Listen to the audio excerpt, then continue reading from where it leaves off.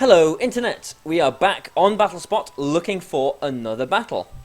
So my rating has gone down a little bit. My Wi-Fi unfortunately has disconnected me 2 times on Team Preview now, so I've gained 2 losses just for nothing basically. So, you know, bye-bye decent rating. At least, you know, this person had a pretty good rating, so at least we're still getting paired with some good players. Now this is pretty, you know, it's kind of similar to my team in a way, but, you know, it's nice and colourful too. So this should hopefully be quite an interesting game. Now, Rotom Wash can be a little bit of a problem for this, so I might want to take my Brillium here at some point. Yeah, I think that would be a good idea. Okay, so, how are we going to go about this? Okay, so if I take Brillium, then I definitely want something to cover the Amoonguss as well. I think I'm actually going to go with Brillium and Aerodactyl in this one to lead off with. And in the back, I think we do want Blaziken, just because it is very nice. He has got Aegislash as well there. And I think I need my own Aegislash as well. So let's go with that. No Raichu, no Azumarill in this game. This guy had a decent rating, so hopefully this will be a good game. Let's see how we go. He's taking his taking his time to put in his Pokemons, but you know, it's his prerogative. So yeah, okay. So we share 2 Pokemon, the Blaziken and the Aegislash. He's got Landorus, I've got the Aerodactyl. He's got the Mushroom, I've got the Mushroom. So I've got Raichu and Azumarill. He's got the Rotom, and he's got the Gardevoir there. So my team's lacking the Psychic that his has got. Yeah, and mine's lacking the Poison as well. But, yeah, he's lacking the Rock, isn't he? So, okay. Enough comparing the teams. Let's get into this. Come on, Keela. Make your moves. I think the team that I've got right now is pretty sort of anti-metagamey, sort of. Like, I noticed, actually, sort of, a long time after I build these teams, that I don't have any legend in this team. There's no legendary in here at all. I tend to build teams without legends in them, which is a bit strange, I suppose. Alright, so Brillium Aerodactyl against Thingy and Thingy. Okay, that's fine with me. That's quite an interesting lead, actually. He gets the Intimidate off. Alright then. So if I double protect here, so I'm kind of expecting his Blaziken to protect, but it might not. You never really know. Okay, so what I'm going to do is I'm going to double protect this turn, because I know that Mega Aerodactyl still outspeeds Blaziken at +1, so if he protects this turn, I can basically Sky Drop the Blaziken next turn, and then Aerodactyl should avoid a Rock Slide if he's going to go for a Rock Slide, and then Spore that slot. Maybe he'll U-turn, maybe he'll bring the Amoonguss in. I don't know, but if he does do that, then at least the Blaziken's going down, and then I can bring, my Aegislash in or whatever with the goggles to deal with his Amoonguss. So I'm thinking, you know, too many turns into the future probably. So let's just see how this turn 1 goes.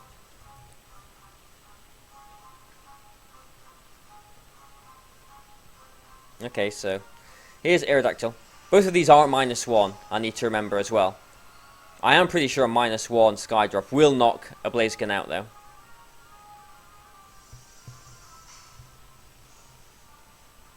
Okay, so I'm protecting with Brillium. I'm presuming he's not protecting with Blaziken, then. Yeah, so he's going for a Rock Slide. And he's Hidden Powering. Okay, well that's quite a curious move.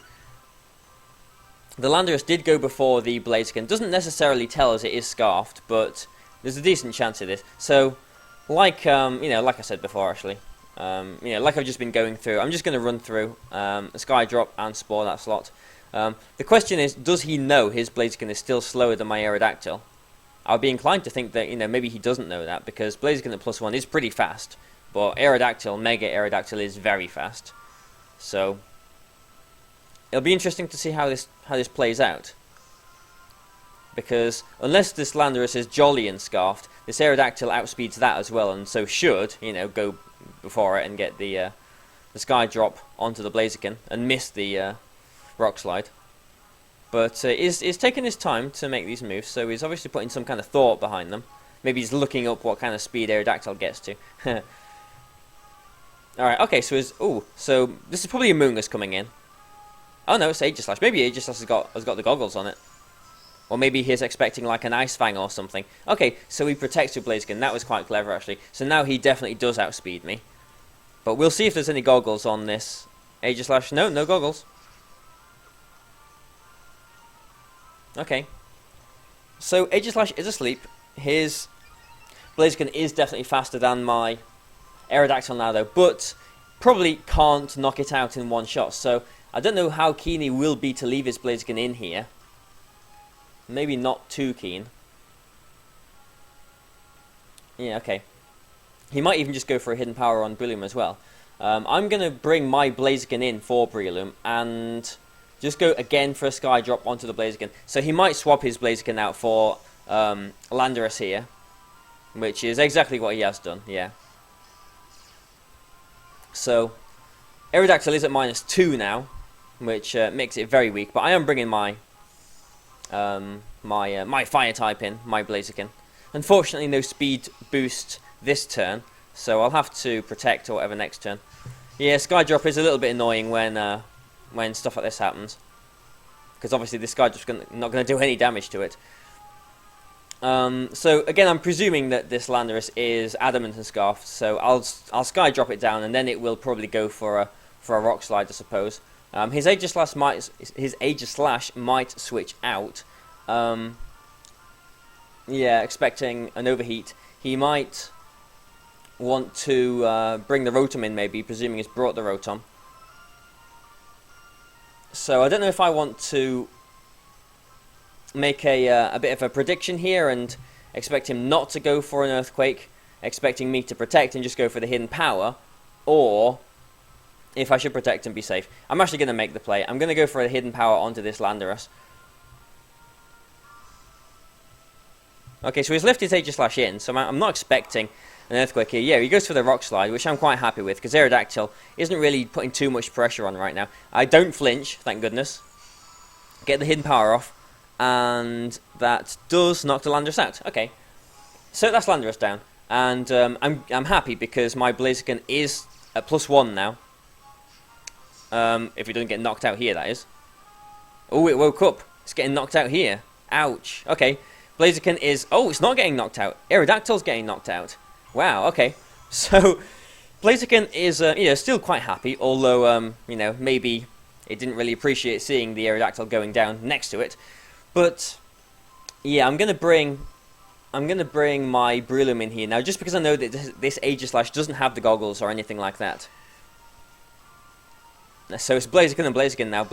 My Blaziken is not shiny, unlike his. Will the superpower knock his Blaziken out, though? That is a question. It's definitely a question, isn't it? Okay, so I'm going to go for the superpower onto the Blaziken. I think it might do. Blaziken is just such a frail Pokemon. And Spore the Aegislash slot. He might not have brought the Amoonguss, fearing the Mega Aerodactyl and the Blaziken. So there should be a free sleep here. I'm presuming that this Aegislash doesn't have Shadow Sneak, but even if it does, it can just break the Breloom Sash. So this is going to be an interesting, sort of mid part of the game. It's 3-3 right now.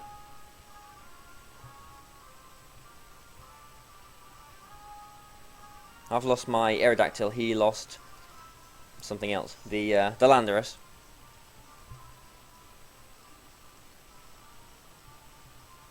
Okay, so is this Gardevoir coming in? This is what I'm thinking, possibly. Oh, it's Rotom. So he does have Rotom. Alright, well that's quite interesting. Seeing as he, he's just letting his Aegislash go to sleep here. And he brought it in when I've got my, my Breloom out. Okay, so there is the Citrus Berry there. Okay, so I'm feeling quite good now, because Aegislash, my Blaziken rather, Pokemon's names are hard, Blaziken hasn't got any special attack drops, so even in shield form, this overheat will, I mean always, I say always, 90%, because, overheat, knock the Aegislash out. So, I'm feeling pretty good. He's got his Blaziken in the back too, obviously. So I am just going to go for an overheat onto the Aegislash, and maybe he'll switch his Blaziken in that slot.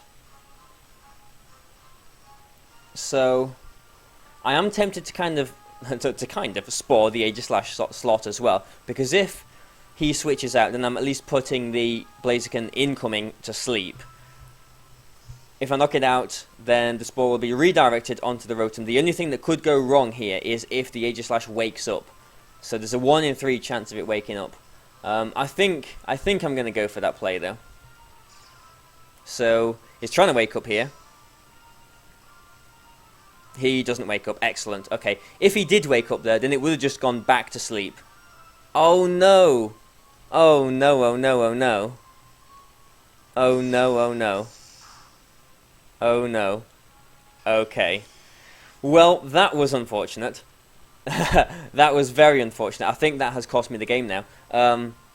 Yeah. Okay, so maybe I could have played it a bit safer and just gone for the Spore or the Bullet Seed or whatever onto the Rotom. That probably would have been the better play, obviously, looking back. But I was just fearing him switching the Blaziken in, so that was a very, very bad move on my behalf, because I suppose a full power overheat and a -1 or whatever I am superpower would have still knocked his Blaziken out. So that was a very bad move, I think. So I'm just going to Shadow Ball his Aegislash, and he is probably going to protect his Rotom now. But you know, this is when I'm going to go for a Spore on it. If he did, yeah, like I was going to say, if he did wake up, okay, so it's not protecting. If he did wake up with his Aegislash that turn, then it would have gone back, you know, straight back to sleep again, and would have had a guaranteed sleep turn. But yeah, me losing my Blaziken there is definitely not very good.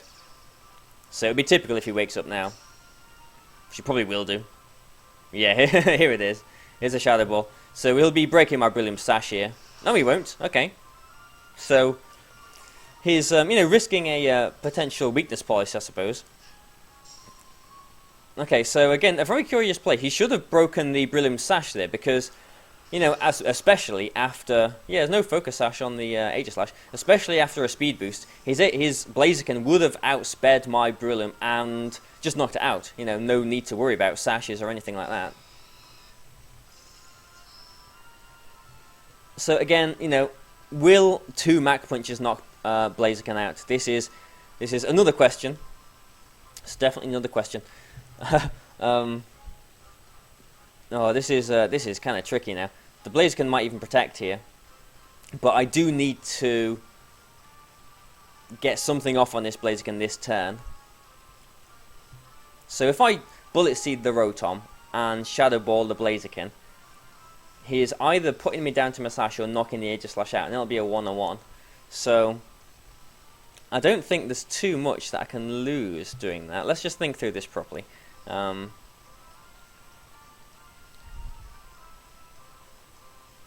Yeah, let's just go for this then. Just playing it extra safe, because I don't want this Rotom to wake up and, you know, do anything annoying.